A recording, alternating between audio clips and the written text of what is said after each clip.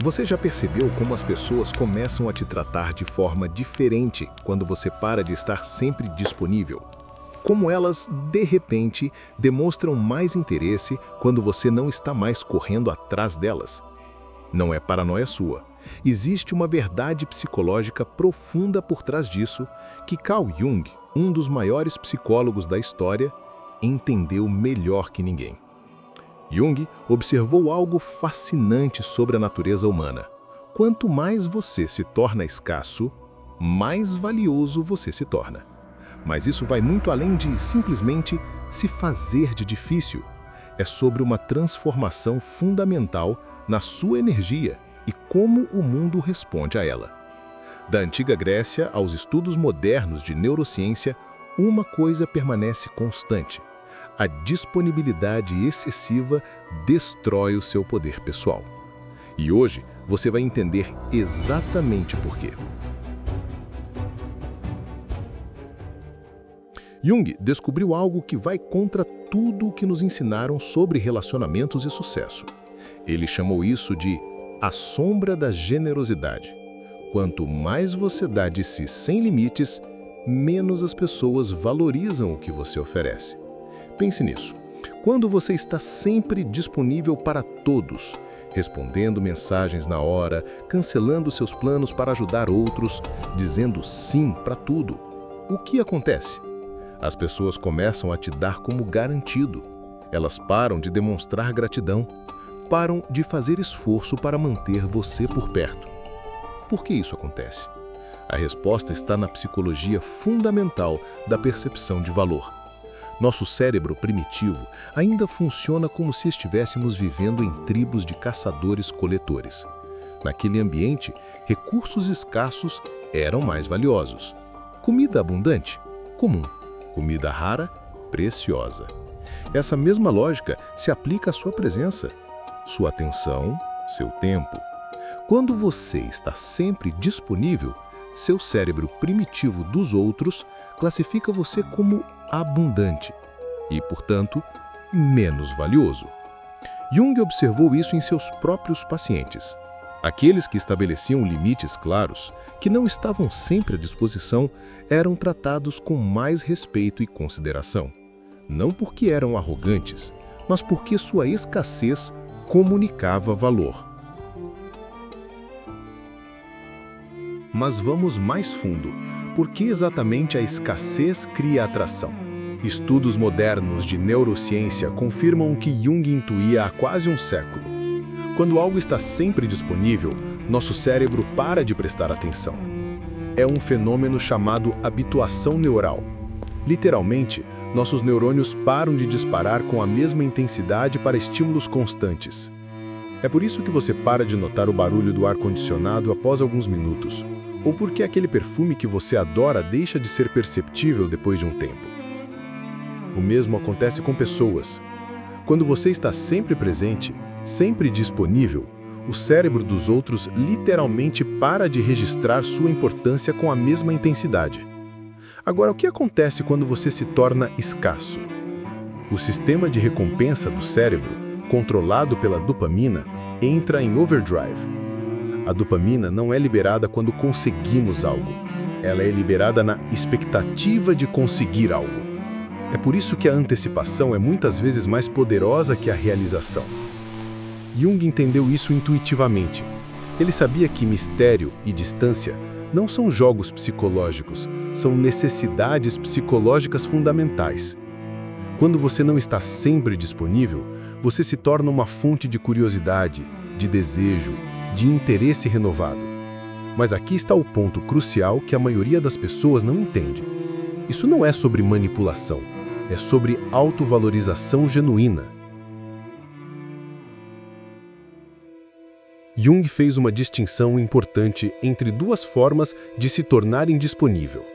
A primeira é externa, simplesmente não responder mensagens, se fazer de ocupado, jogar joguinhos. Isso é superficial e temporário. A segunda é interna, uma transformação genuína da sua energia e prioridades. Jung chamava isso de individuação, o processo de se tornar quem você realmente é, independente das expectativas dos outros. Quando você passa por essa transformação interna, algo interessante acontece. Você para de buscar validação externa de forma desesperada. Você desenvolve o que Jung chamava de locus interno de controle. Sua autoestima deixa de depender de quão útil você é para os outros. E aqui é onde a mágica acontece. Quando você genuinamente não precisa mais da aprovação constante dos outros, você irradia uma energia diferente. Uma energia de completude, de autoconfiança, de mistério natural. As pessoas sentem isso subconscientemente. Elas percebem que você mudou, que existe algo diferente em você. E essa mudança desperta curiosidade, respeito e, sim, desejo. Pense nos indivíduos mais magnéticos que você conhece. Eles têm uma coisa em comum. Eles não estão sempre tentando provar seu valor. Eles simplesmente existem de forma completa, e isso é magnético. Jung observou que seus pacientes mais bem-sucedidos nos relacionamentos eram aqueles que tinham desenvolvido uma vida interna rica. Eles tinham hobbies, paixões, objetivos que não dependiam de outras pessoas. Quando alguém os procurava, era genuinamente especial, porque essas pessoas tinham escolhas. Mas vamos ainda mais fundo na psicologia por trás disso. Por que exatamente nossa mente funciona dessa forma? Existe um conceito em psicologia evolutiva chamado teoria da seleção sexual. Durante milhões de anos, nossos ancestrais desenvolveram mecanismos para identificar parceiros de alto valor. Um dos indicadores mais confiáveis de alto valor era a capacidade de escolha, ou seja, alguém que tinha opções. Se uma pessoa estava sempre disponível, sempre desesperada por atenção, isso sinalizava baixo valor reprodutivo. Por outro lado, alguém que era seletivo, que tinha padrões, que não estava disponível para qualquer um, sinalizava alto valor. Esses circuitos neurais ainda existem em nós hoje. Quando você está sempre disponível, você ativa inconscientemente esses antigos alarmes de baixo valor no cérebro dos outros. Jung identificou isso através do que ele chamou de arquétipos. Existe um arquétipo universal do rei ou da rainha, figuras que são respeitadas exatamente porque são inacessíveis. Elas não estão sempre tentando agradar todo mundo. Elas têm padrões, limites, dignidade.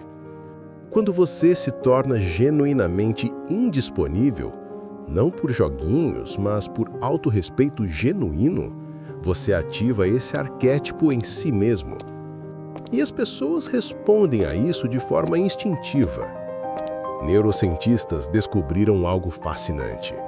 Quando percebemos alguém como tendo alto status social, nosso cérebro libera serotonina, o mesmo neurotransmissor associado ao bem-estar e felicidade.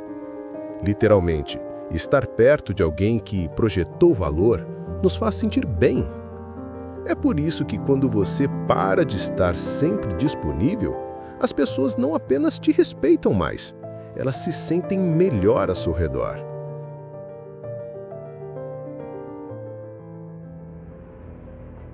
Agora, como você aplica isso na prática sem se tornar uma pessoa fria ou manipulativa? Jung tinha conselhos específicos sobre isso. Primeiro, desenvolva o que ele chamava de vida interior rica. Tenha projetos, paixões, objetivos que não dependem de outras pessoas. Quando você genuinamente está ocupado criando algo significativo, você naturalmente se torna menos disponível, mas por razões autênticas. Segundo, estabeleça limites claros e os mantenha. Isso não é sobre ser rude, é sobre autorrespeito.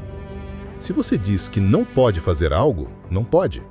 Se você estabelece um horário para responder mensagens, mantenha esse horário. Terceiro, pare de buscar validação externa como sua fonte primária de autoestima. Jung dizia que a verdadeira confiança vem de dentro, do conhecimento de que você tem valor independentemente do que os outros pensam. Quarto, cultive mistério natural. Você não precisa contar tudo sobre si mesmo imediatamente. Deixe as pessoas descobrirem suas camadas ao longo do tempo. Isso não é enganação, é profundidade genuína. Quinto, invista em sua evolução constante. Quando você está sempre crescendo, aprendendo, se desenvolvendo, você naturalmente se torna mais interessante e menos dependente dos outros para seu entretenimento ou realização. Jung observou que quando seus pacientes implementavam essas práticas, eles não apenas se tornavam mais atraentes para os outros, eles se tornavam mais interessantes para si mesmos. Eles desenvolviam uma relação mais rica consigo próprios.